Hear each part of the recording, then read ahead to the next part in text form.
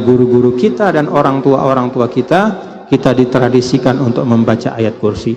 Tradisi membaca ayat kursi itu adalah masyru', yaitu tradisi yang memang dilakukan oleh as-salafus soleh, yaitu orang-orang terdahulu ya, dari masa para sahabat, dan bahkan dianjurkan oleh Nabi yang mulia, Nabi besar Muhammad sallallahu alaihi wasallam. Allah Ta'ala dalam ayat kursi berfirman, A'udzubillahi minasyaitonirrajim, Bismillahirrahmanirrahim. Allahu la ilaha illahu. Allah Subhanahu wa Ta'ala, la ilaha, tiada Tuhan, illahu, kecuali Ia. Al-Hayyul Qayyum. Al-Hayyu ya, Maha hidup. Manusia itu dikatakan juga hayyun, tapi hidupnya manusia itu beda dengan zat Allah. Kalau Allah Ta'ala itu hayyunnya itu apa? Hayyunnya Allah Subhanahu wa Ta'ala itu lam yasbaqhu adamun walam yalhaqhu fanaun. Hidupnya Allah Subhanahu wa Ta'ala itu tidak didahului dengan tidak ada. Kalau kita ini hidup kita didahului dengan tidak ada. Kita hidup, sebelumnya ya kita tidak ada. Kapan kita hidup? Ya ketika mulai diciptakan. Kalau Allah Ta'ala hidupnya itu lam yasbaqhu adamun, tidak didahului oleh tiada, walam yalhaqhu fanaun, dan tidak kemudian diakhiri dengan binasa. Beda dengan manusia seperti kita dan semua makhluk selain Allah ya. Hidupnya atau adanya itu diawali dengan tiada dan diakhiri dengan binasa atau hilang. Jadi Al-Hayyu, kalau kita bicara tentang siapa yang hidup sebenar-benarnya hidup, itulah Allah Subhanahu wa Ta'ala. Adapun kita ini hidup kita sementara, hidup kita itu majazian, ya hidup sebentar aja lah di dunia, habis itu selesai. Gitu. Al-Qayyum, Al-Qayyum artinya adalah yang berdiri sendiri. Nah, ini juga merupakan sifat yang membedakan Allah, ya, dengan manusia. Ini namanya sifatun salbiyah, sama seperti yang Al-Hayyu itu sifatun salbiyah ya. Sifatun salbiyah itu artinya sifat yang mencabut ya, hal-hal yang bersifat kurang ya, sebagaimana yang melekat pada manusia. Manusia ini dia ada, dia hidup, tapi dia butuh yang lain ya. Kalau Allah Ta'ala dia ada, dia hidup, berdiri sendiri, tidak membutuhkan apapun dan siapapun. Beda dengan manusia, dia ada, hidup, tapi membutuhkan orang lain. Jadi Al-Qayyum itu artinya berdiri sendiri ya. Dan Allah Ta'ala mengurus semua makhluknya. Kalau manusia itu sulit, jangankan mengurus yang lain, ngurus diri sendiri aja repot ya. Makanya banyak orang yang pandai atau ingin mendapatkan sesuatu, tapi kemudian dia tidak bisa melaksanakan amanah sesuatu itu ya. Maka dulu Rasulullah Shallallahu Alaihi Wasallam pernah ya, ketika ada sahabat namanya Sayyidina Abu Dzar. Sayyidina Abu Dzar ini orang soleh ya. Tapi oleh Rasulullah Shallallahu Alaihi Wasallam beliau tidak diizinkan untuk mengasuh anak yatim ya. Kenapa dia tidak diizinkan untuk mengasuh anak yatim ya? Padahal dia orang soleh. Karena memang mengasuh anak yatim itu tidak tidak hanya butuh kesolehan.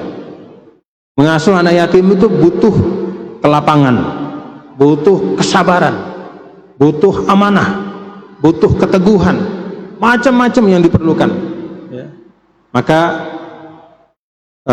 manusia itu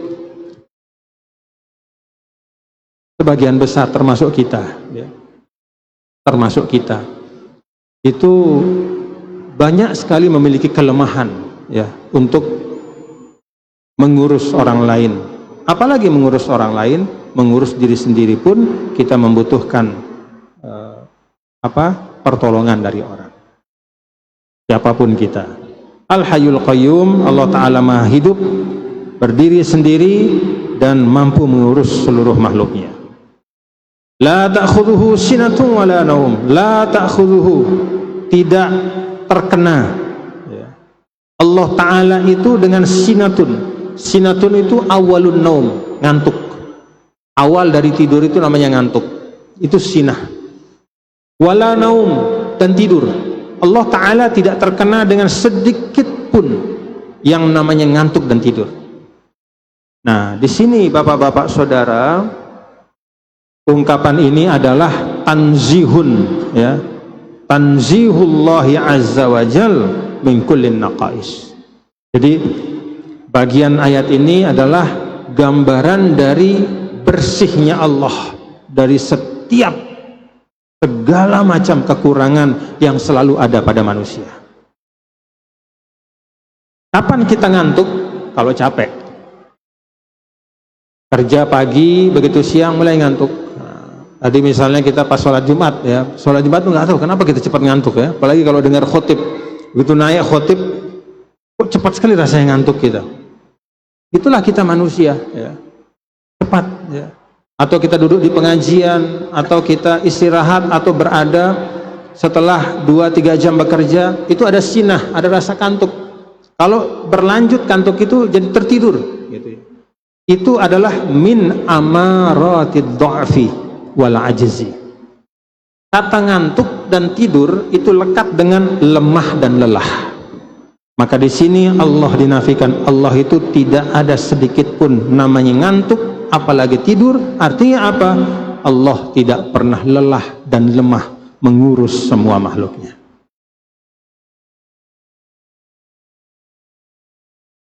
Lahu ma fis samawati wa ma fil ard. Miliknya lah ma fis samawati wa ma fil ard.